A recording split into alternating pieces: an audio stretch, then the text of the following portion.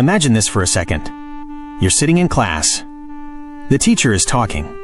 Words are coming out. But your brain, it's thinking about lunch, or that one awkward thing you said 3 years ago. Ever wondered why learning sometimes feels easy and other times feels impossible? That's where educational psychology quietly runs the show. And no, it's not some boring textbook topic with long words and zero personality. It's actually about how your brain learns, forgets, gets distracted, and suddenly understands things at 2 a.m. Let's break it down. Educational psychology is basically the science of learning how people learn.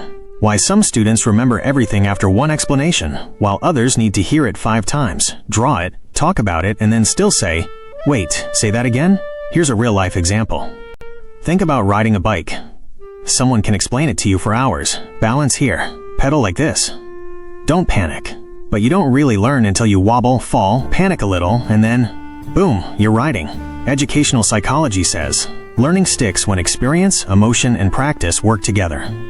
That's huge, because for years, education was like, here's information, memorize it. Good luck.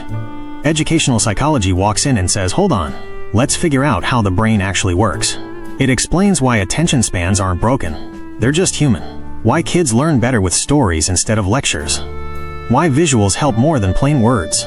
Why fear shuts learning down, but curiosity turns it on. Ever notice how you can remember song lyrics from 10 years ago, but forget what you studied last week?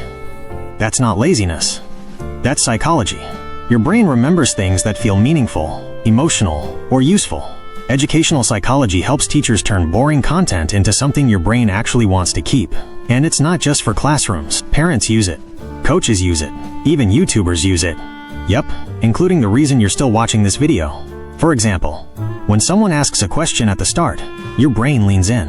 When there's humor, your brain relaxes. When examples feel real, your brain says, oh, now I get it.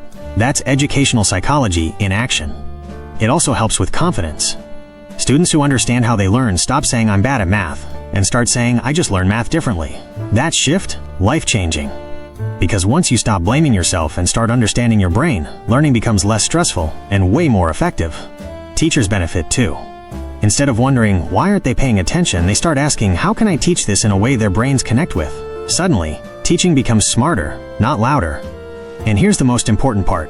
Educational psychology reminds us that learning isn't about being perfect. It's about progress. Mistakes aren't failures, they're feedback. Confusion isn't weakness, it's part of the process. So whether you're a student, a teacher, a parent, or just someone trying to learn something new without losing your mind, educational psychology is like having a user manual for your brain. And once you understand it, learning stops feeling like a punishment and starts feeling like a skill you can actually master. Now tell me, what's something you thought you were bad at, but maybe just weren't taught the right way?